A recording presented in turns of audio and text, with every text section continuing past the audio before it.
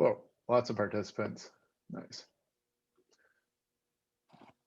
Welcome everyone who's joined. We're going to let people roll in for about 2 or 3 minutes, and then we'll get started.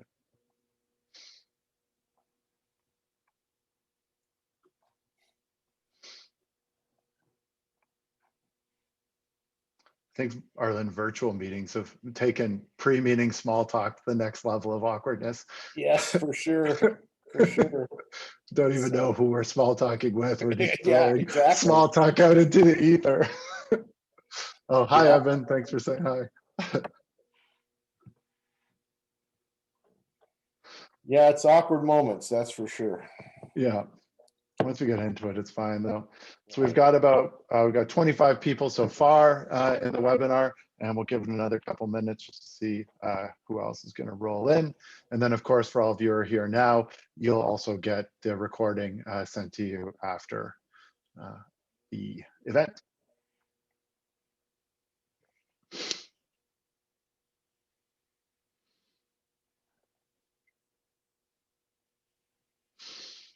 Is travel between countries over there open or not? I can never tell the rules, but technically yes, but advised against. And then it depends on, there's border controls depending on how prevalent these new, more contagious variants are. So, I mean, I've just opted for no fuss. I'll travel from my couch to my desk, and that's the extent of my travel. Good morning to Pennsylvania. Hi, Beta. Oh, and hello, Natal.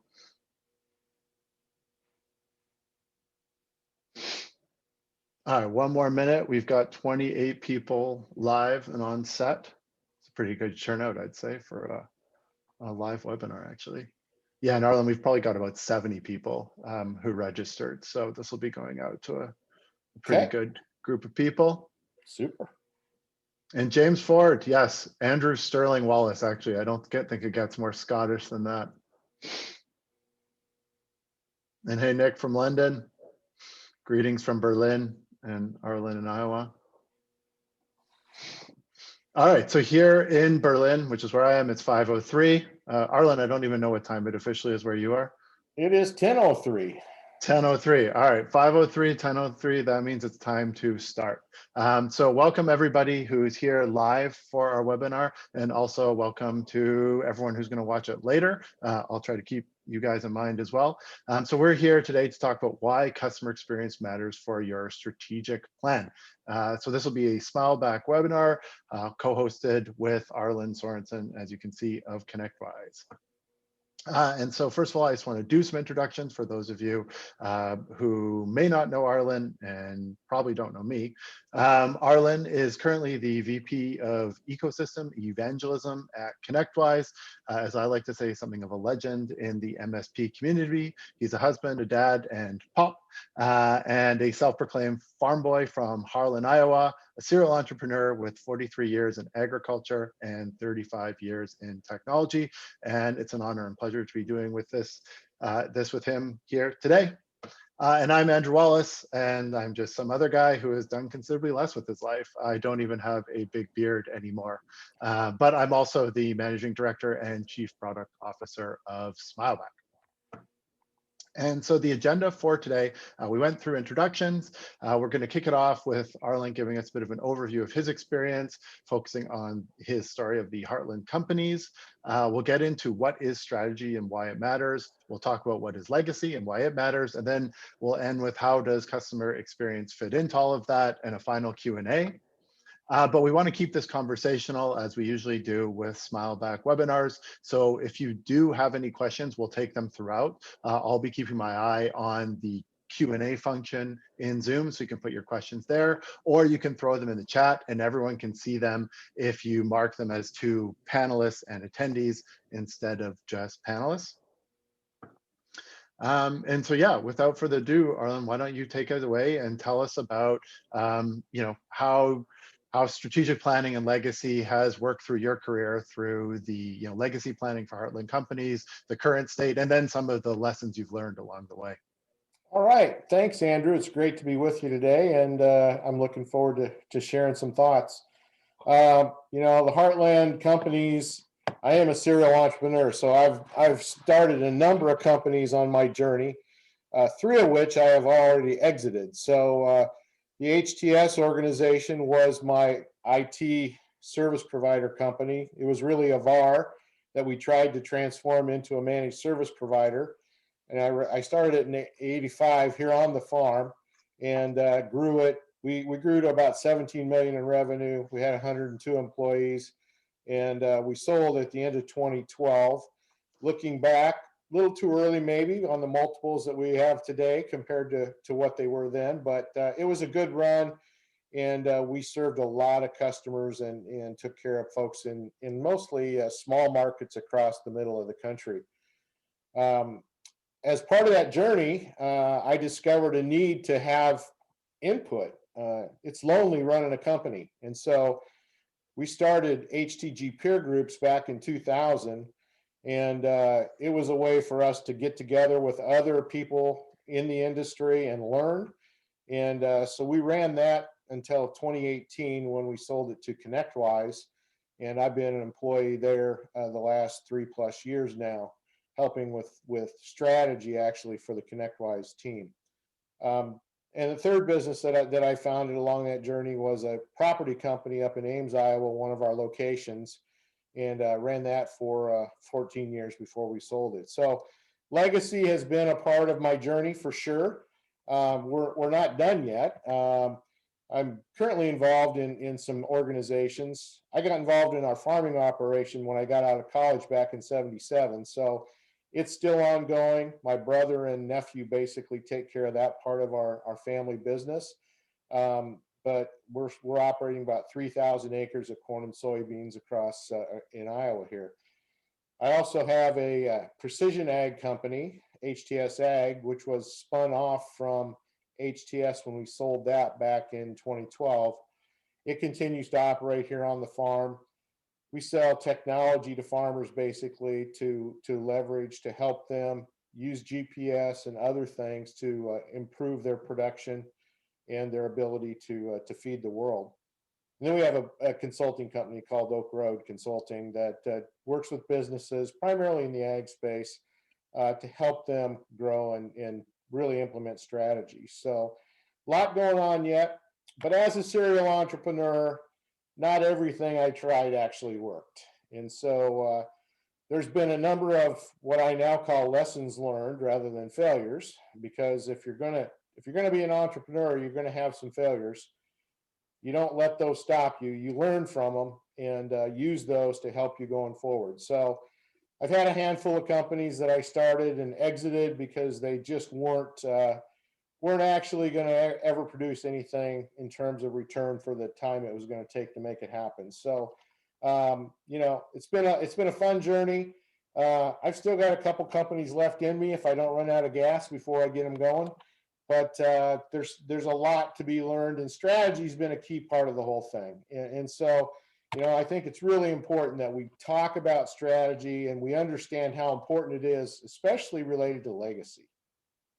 Yeah, so I'm really interested in getting into what that means, and I'd like to ask all the people here today now do a quick poll, just because I think probably with all your businesses, Arlen, you didn't right away out of the gates have a strategic plan, Yeah. and so I'd be really curious to see who among us today thinks their business or knows their business has a strategic plan, who doesn't, and who kind of maybe has a strategic plan, because sometimes we don't always know we have one, or sometimes we have to get from kind of having a notional one to an actual solid one. So if everyone wants to plug in their responses here, I'm not allowed to vote, and neither is Arlen, but I will share the results in 1 second. As soon as Katrin, you're ready. We've got 35 people now here today, so we'll see how many of them actually do end up voting. Oh, 36. Someone new just joined. Okay, I think we can probably show those results. Oh, so Wow. pretty good, pretty good. I'm actually Really quite good. impressed. So we've got 50% of people said yes, Only 8%, two people here who answered said no. And then, as I thought, 42%, 11 said maybe. So that's a pretty, I would say, sophisticated and mature group we're looking at, right? Absolutely, absolutely. And there's no question that a lot of my failures or lessons learned businesses were businesses that didn't really have a strategy.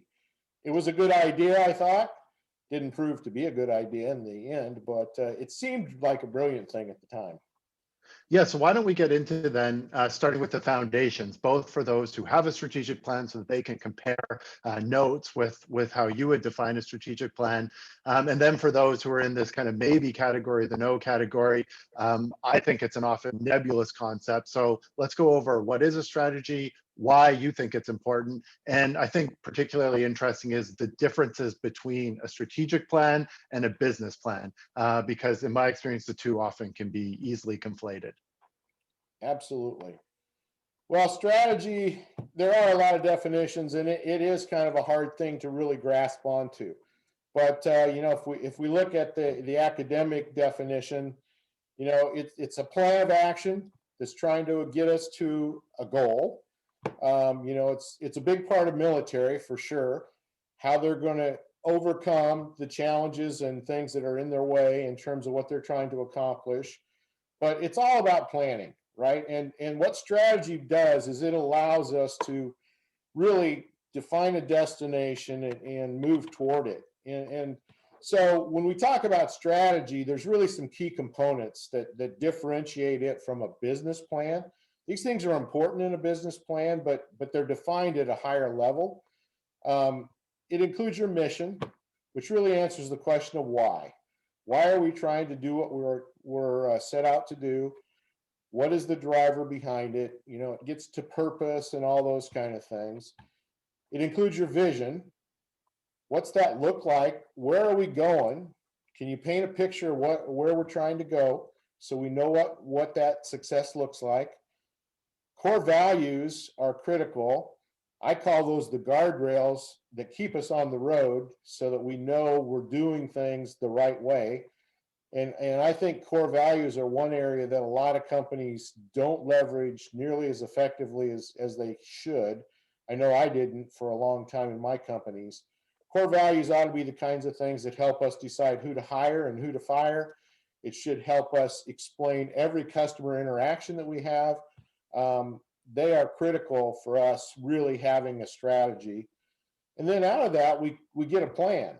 We can then take those key longer term things and boil them down into ways we can execute and ultimately be accountable to something we're trying to accomplish. And to pick up on your point there about core values being something that has sometimes missed, do you have a theory as to why perhaps core values aren't taken perhaps as seriously, or we don't as business leaders put as much time as perhaps we should to figuring those out, and then probably even more importantly, broadly communicating them to the organization? Well, I think there's some misunderstanding as to the power of doing core values well. It's not just about putting a poster on the wall that's got a list of things that probably aren't defined very well, so nobody really knows what they mean anyway.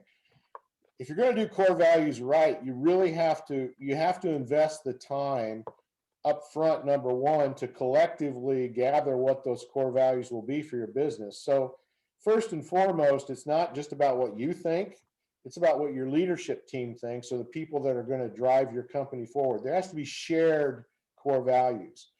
Then you have to define them and help people understand what they actually mean to them in their day-to-day job. So it's actually a lot of work to do core values right. And once you get them defined and really explain them, you have to constantly keep them in front of your team and do things like we start every meeting with core value shout outs. What have we seen somebody do in the last week that really exposed our core values to our customers or internally? You have to work at it all the time, but once you do it and you embrace it, it'll totally change your culture. It'll change relationships with your customers because they should be able to understand what those are as well. and it can help propel you to achieve that strategy and vision.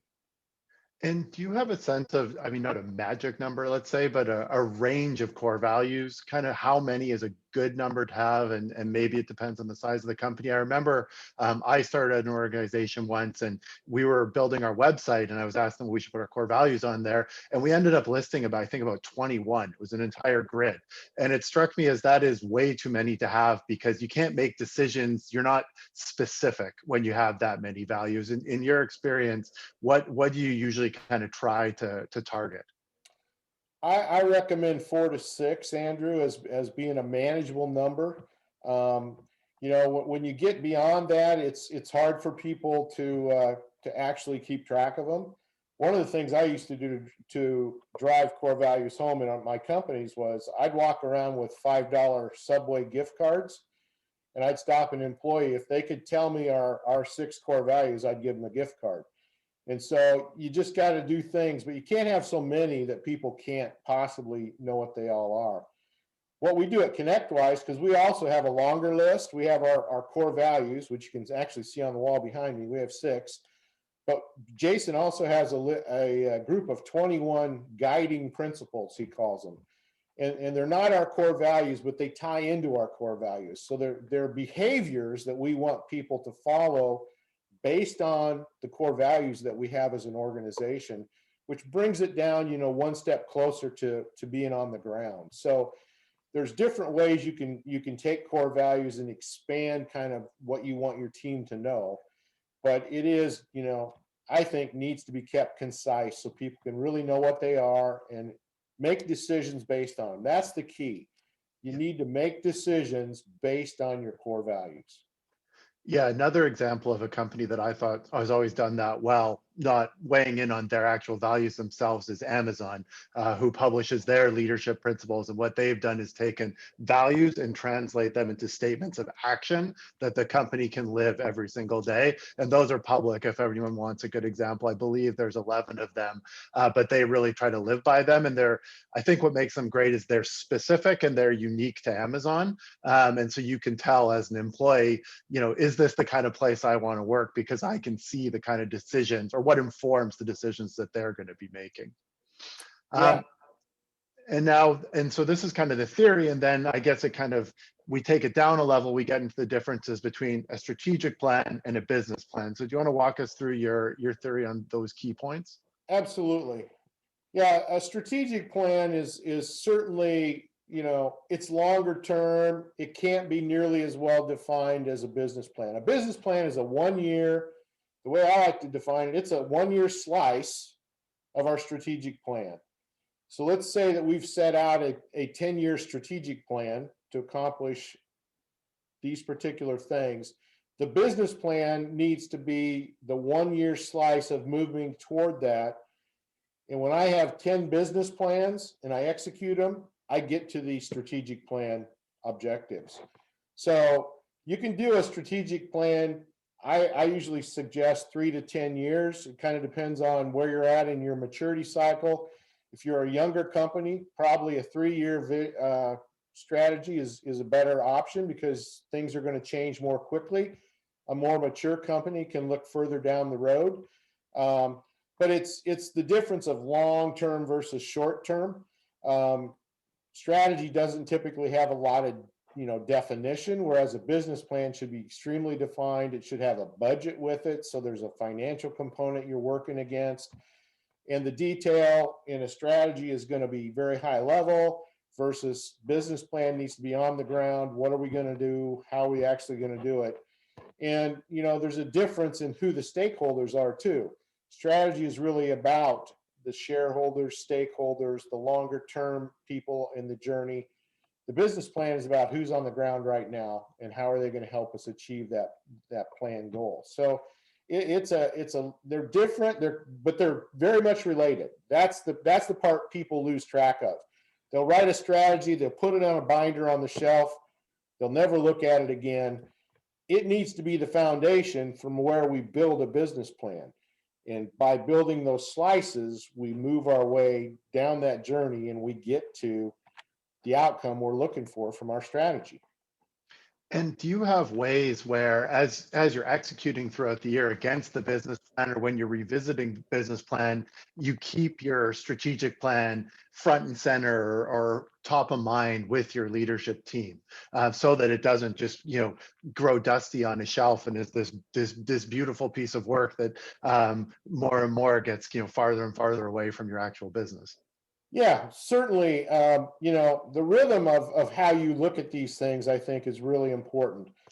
Strategy, I suggest, you create the plan, and then every quarter you need to review that plan, monitor progress, and make sure the business plan is aligning and moving you toward that strategy.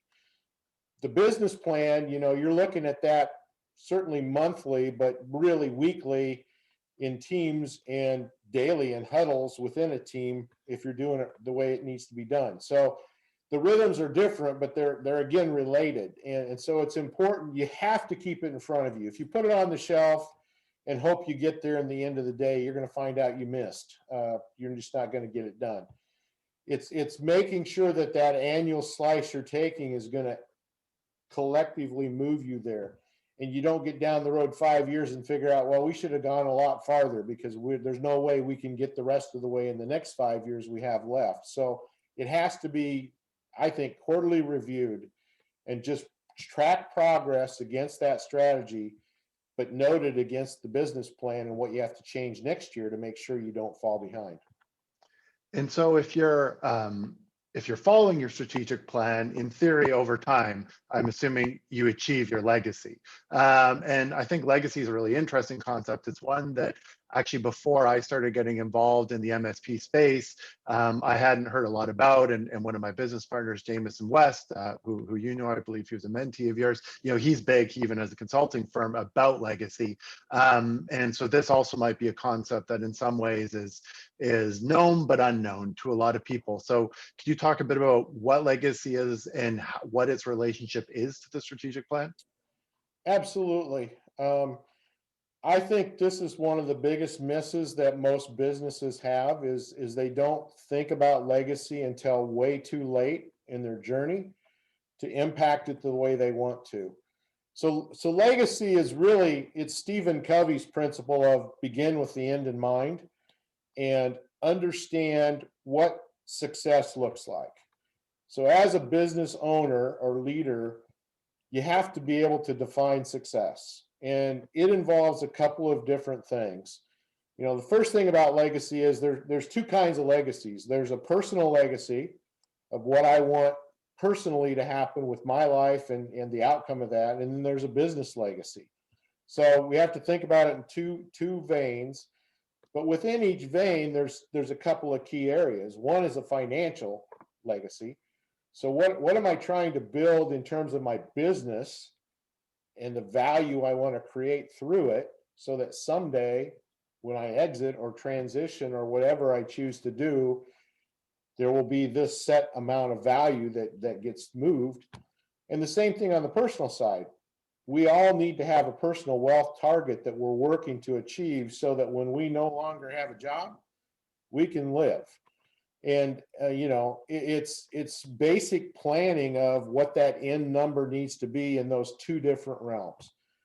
If you're a business owner, most business owners assume they'll grow their business and that will fuel and take care of their personal wealth needs. I can tell you, as people are exiting MSPs today without a plan, they're finding out that they're not getting to the personal wealth target that they need. They didn't have any strategy to get there. They just assumed if they worked hard every day, they would sell their company and they would have what they need. Well, that's not working out for a lot of folks because they didn't think about it early enough. So I'm a big proponent that legacy starts today because you are going to leave a legacy. I mean, it's not an option. There will be a legacy. And the question is, are you going to control it or are you going to allow the government or somebody else that's disinterested to determine what that looks like? One of the key principles about legacy is it doesn't happen when you die. There are pieces of it that kick in when you die, but legacy is built while you live. We're all building that legacy today. And it's really important that we have a plan for what that looks like. Because if we don't have a plan, we're going to end up being disappointed and really fall short. So if we look at the next slide, it really talks about how these things all fit together. If you go back one, Andrew. Oh, sorry. The legacy plan is really the end game. It's all the way down. It's way past strategy. It's a lifetime goal. And it's what ultimate success looks like. Strategy gives us that 3 to 10 year look of giving us the direction to move toward as we're going to try to get to that legacy. That has to be updated. It's not a once and done kind of thing. Strategy needs to be updated and reviewed and managed. And as we do that well, it'll get us to our legacy. The business plan is that 1 year slice, and then it breaks down into 90-day action plans, or as EOS calls them, rocks. But it takes it down a level lower where it gets really pushed down to individuals and teams. All this stuff ties together. One of the challenges that I see happen often is that if you don't know what your legacy objectives are, you can get really good at having strategy. You can get really, really good at execution with a tool like EOS or StratOp. But you get down the road a ways and you look up and you figure out your ladder's against the wrong tree because you didn't really know what that end objective was. And so that's where legacy really is important. And so, the strategic side, the mission, vision, and values help kind of guide us. The business plan with budget and metrics and measurements and actions really move us down the road. And if we do all those things really well with a common endpoint, we achieve legacy. And that's really, that's the thing that brings me the most joy as an individual working with partners today, is to see how plans people started working on 15 or 20 years ago are now yielding an outcome where they're achieving the business value they had hoped to create, which is fueling their personal wealth targets, and they're all hitting their numbers. And that's exciting stuff. And is legacy also more than just the numbers? Say, is it about the legacy you leave your employees, the legacy you leave your community, and we'll talk about at the end the legacy you leave your customers? You're right. It is. Financial is one piece of that. The other piece is impact. What kind of impact do I want to have? And again, we leave that impact as individuals, but we also leave it as businesses. And so it's important to think about that. It will more than likely be tied to our core values, right? Because that's really ultimately who we're trying to be. But yes, we need to think through that. And you're right. It impacts, our families. It impacts our employees. It impacts our customers. It can impact our vendors and all of our relationships, right? And so, the way I like to challenge people is to just think about, you're sitting on your front porch when you're 85 for your 85th birthday. What is it you want people to say about you when they come and wish you a happy birthday? Starting with your family, but including your employees and your vendors and everybody, your customers and everybody else you've had a relationship with. And that's the mindset we have to think about today, because today is shaping what that legacy will look back long down the road. And it's really hard to undo things that we did inappropriately now and hope that, it all is better when we get to be 85 years old. It doesn't work like that. Right. And you like to use this quote here that I pulled out of one of your other presentations, that once you have that vision of, here I am sitting on my porch at 85, brilliant. Most of us don't take the time to do that. But it's something else if you don't start executing around it. So maybe you could, talk a bit about what this quote means to you, and what it means to not only execute, but execute against that vision that you have of yourself at 85. Yeah, this is my all-time favorite quote of any out there. Thomas Edison's quote here, that vision without execution is hallucination. The reality is, most business owners spend a lot of time hallucinating. They can write plans, or at least think they have in their head, but when it comes to executing, they give themselves a pass. And, that's one of the real powerful parts of a peer group is there's accountability. A lot of us own businesses because we want to be our own boss, and we believe, and rightfully is true, we don't have to answer to anybody. That's a good thing, but it's also a bad thing because we don't necessarily do the things we need to do. We do the things we want to do. And so if you're going to be successful with planning, you have to execute. And certainly I went through a number of years leading my companies where I thought I was above execution and accountability. I could just hold other people to do that. But if you don't lead from the top down and model that, it won't work in your organization either. So this is a key. You won't get to legacy the way you want to unless you execute.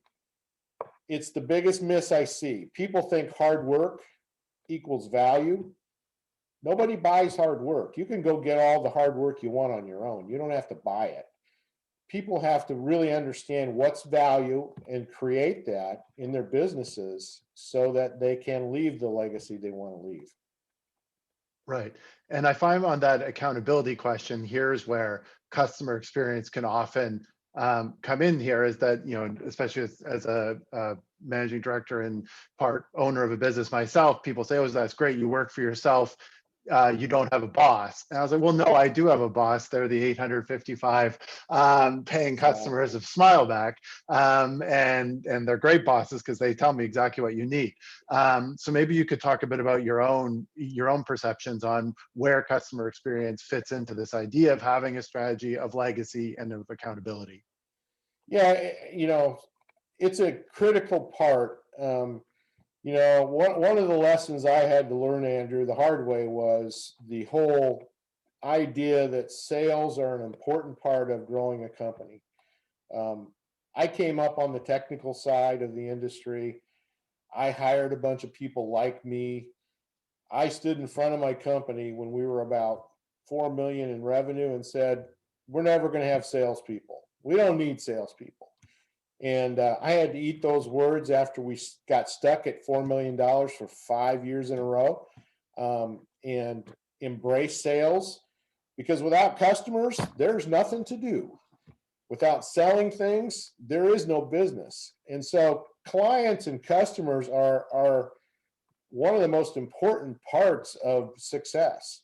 And we need to really focus on the customer experience because, well, we all know it's a lot easier to keep them than it is to go find new ones, especially today. One of the lessons I learned over the years, 1985, when I got into this business, it was all greenfield. People didn't even know what a computer was. It was really good. I could go out and anywhere I stopped, I could find a new customer potential. Today, it's pretty much taken away from somebody else. There's just not a lot of greenfield opportunity left. So maintaining and serving our clients well is a critical part of what we need to do. And so we got to learn to listen, right? The customer is not always right, but the customer always needs to be heard. And we have to make sure we take time to listen and understand. That's probably the biggest thing I've learned while being at ConnectWise. There's two sides to every story. The problem is we usually don't understand each other, and we're not communicating clearly because we're not listening. When people start to talk to us about a challenge they're having, we're already making an answer of why it's not my fault or whatever the case may be, instead of truly listening. So we got to hear clearly. We got to be willing to respond, not just give it lip service, but really help the customer through whatever the challenge is and get that feedback taken care of. I thought, understanding is important. We need to put ourselves in their shoes. And that's one of the challenges that I see with a lot of vendors today. They don't understand how important their technology is to success and the impact when it's not working. And we're working hard at ConnectWise to make sure that we put ourselves in the shoes of our partners. It may not seem like a big deal to a 2,500 person company, but if I'm a single guy that's running a business and my technology is not working today, that's a problem. Keeps me from serving my customers.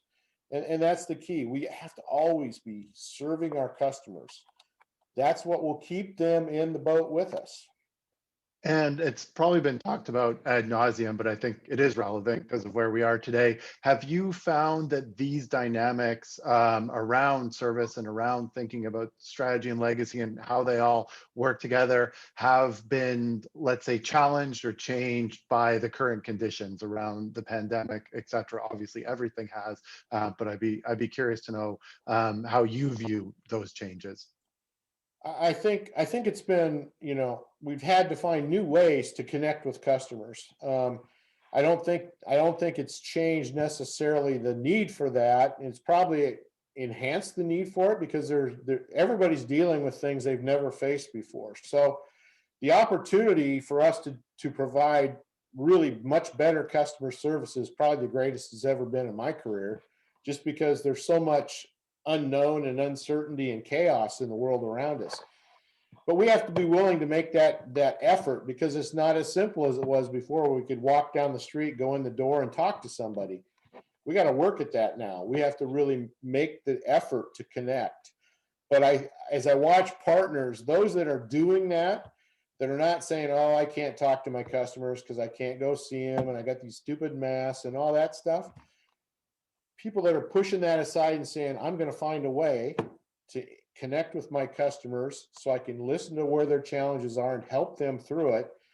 They're having fantastic success, so there's a huge opportunity right now as we go through this pandemic, and especially I think as we go through the return to work or hybrid or whatever that's going to look like. Nobody's ever been here before. No one, it was new to take everybody home. Well, it's going to be new to try to figure out how to bring them all back. And we need to be talking to our customers because they are a critical part of our legacy journey. If we don't have customers, we haven't got a legacy. And we have to really focus on that customer experience and realize how important they are as part of that process. Yeah, we've seen that a lot to the feedback our clients have received, our customers have received from their clients through Smile Back, is that the level of appreciation that has been demonstrated by the MSP clients when the MSPs have really made the effort in this chaos, in this confusion, in this uncertainty to communicate, to go beyond the technology and get to the human needs, where they've had a real, like in the short term, but a lasting impact around really strengthening the bonds of those relationships in the business. And the ones that have taken advantage of that have instantly seen recognition and appreciation. Creates huge loyalty. And, yeah. It's just such an opportunity for us. Yeah. I want to ask the audience now if there's any questions. I think everyone's been listening attentively, and I've just been asking my questions because I've been interested. But is there any questions from the audience, comments that you would like Arlin to speak to, even sharing examples from anyone? I hope I'm looking correctly at the chat. I'm not a Zoom wizard.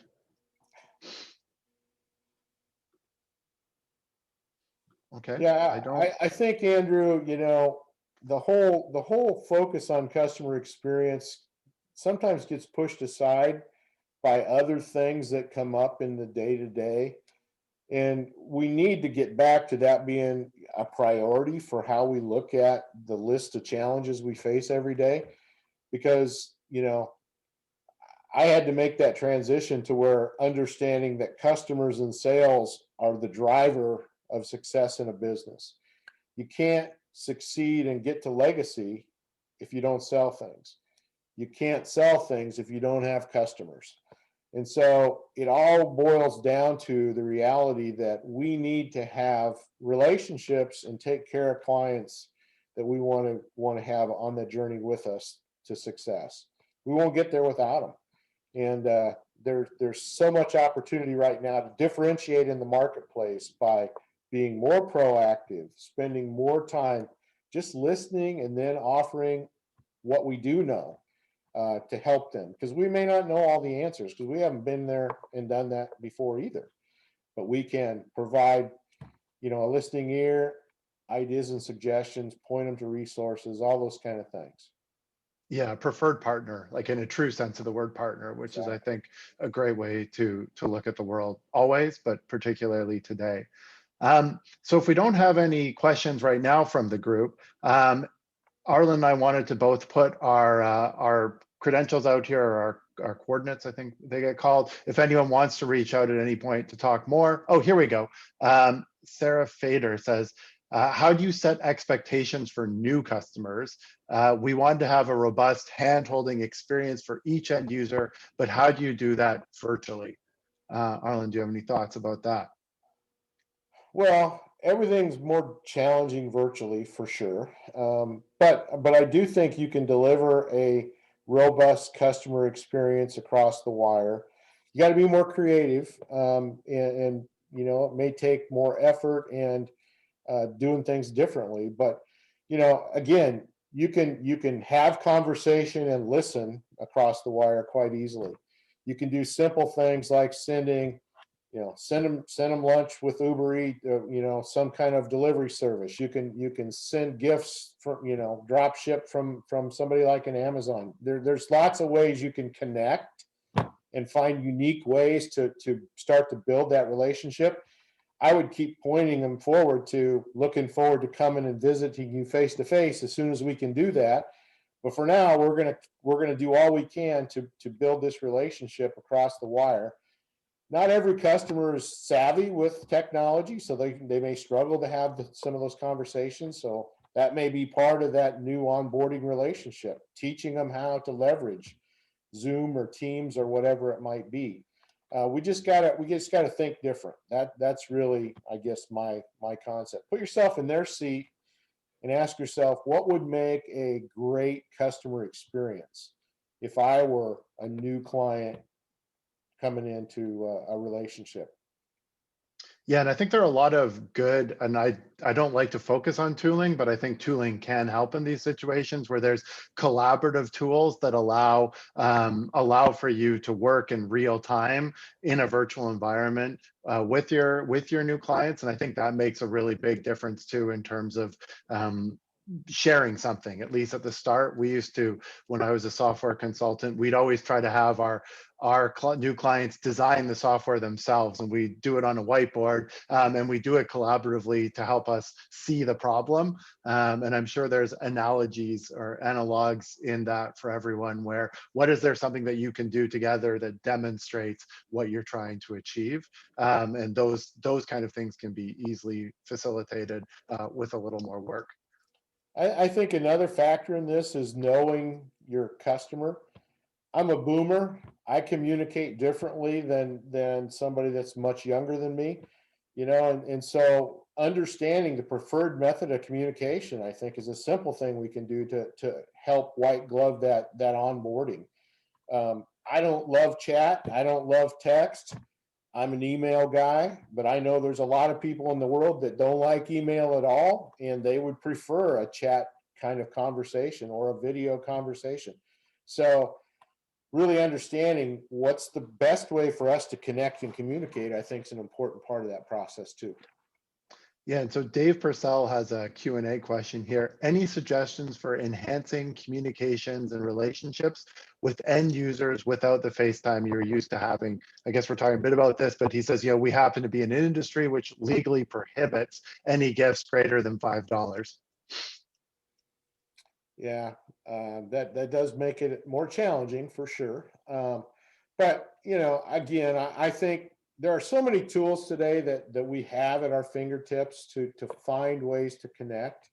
Um, and I think we need to learn to leverage the collab tools that are in the marketplace. Microsoft Teams. You got so many options there. You got voice, you got video, you got chat, you got all these different ways of connecting with folks. Um, I would be asking them what's their preferred way, and how do I most effectively work with you. You guys use Calendly as a great way to schedule. You know, we got to just get creative and make it easy for people to connect with us. Yeah, and this is sort of Dave to your less than $5. We send people socks a lot. We have these branded Smileback socks, and if someone gives us a review that we're particularly taken by, or they pen us an NPS, like with comments, we always send out socks, and usually we put them in a larger swag bag, but that's less than $5 if you want to make some branded socks. And we've actually been experimenting, and again, these are just kind of thoughts, but we do virtual pub quizzes. We had one at our Remote Connect, which was a remote event, and anyone who wanted to stay afterwards, we created kind of an MSP focused pub quiz, which was a lot of fun. And so just trying to find these kind of cheesy virtual ways of connecting that replace the whining and dining that we used to do face to face. And in some ways, I think there's actual advantage in these too, because for some people, whining and dining can be kind of exclusionary. And so it can be a lot safer. And, if you say have kids at home or something like that, it can be a lot easier to do a pub quiz or to have some really quick and kind of goofy virtual event than necessarily the old school whining and dining. Not that no one doesn't like a steak dinner, but it's just good to think about what are all the different ways we can connect, and how can we perhaps connect to people who might not be able to connect by the traditional means. Absolutely. We just got to get creative. We just Yeah, get outside the box and think different. cool. Yeah, Beth Clark says we send out boxes of chocolate with our company name on them, the Forrest Gump approach. And Katrina's just sending our consultation link. Yeah, so if anyone does want to talk about the customer experience side of this, they can always book a consult call with my team. We're happy to just talk about this side of things, or with Eben, our customer lead. This is for customers, or even people who aren't Smileback customers. This is kind of part of our legacy, is we just want to kind of be thought leaders in the space and provide value to the community. And then Arlin, you have been gracious enough to share your email. And then you also have thoughts from the farm morning list. Maybe you could tell us a bit about what that is if people want to sign up. Yeah, I put out an email every morning, 6 days a week, and basically just share thoughts of what I learned the day before. I started doing this back in 2006, and have been doing it every day. Haven't missed a day since 2008. So it's a lot. It's a daily email, so you need to understand that it comes every day, rain or shine, um, and it's all over the map. There's not this strategized long-term plan of how I'm going to communicate. Whatever happened yesterday, I write about it, and so I also share things I've learned from my study of scripture and something I learned from somebody else yesterday. But I put that out, and it goes to about 800 people globally every morning. And I write it for myself because it helps me really think through what I learned yesterday and how I should apply that. And of all the disciplines that I've taken on in my life, this is probably the one that's changed my life more than anything else. Just having a routine of stopping and thinking about what happened the previous day and how it can inform what I should do today has been a really important part of my journey. And so, if you're interested, just shoot me an email, and I'm glad to add you to the list. But I'll just warn you in advance, the topics are very broad and wide and don't always make sense. So you just get what you get. Well, that sounds like a great place to finish. I'll sign up for that for sure. And so, yeah, thank you very much, Arlin, for taking the time to talk to me and to everyone who's on the call today, and everyone who will see this video afterwards. Thank you to all of the participants who stayed with us, who showed up, who answered the poll, who offered commentary today. You know that you'll get a recording of this as well. And we hope to see all of you at next month's Smileback webinar. Thanks, Andrew. It's been great to be with you. And if I can help anybody with their legacy or strategy planning, let me know. Great. All right. Take care, everybody, and we'll see you next time. Bye-bye.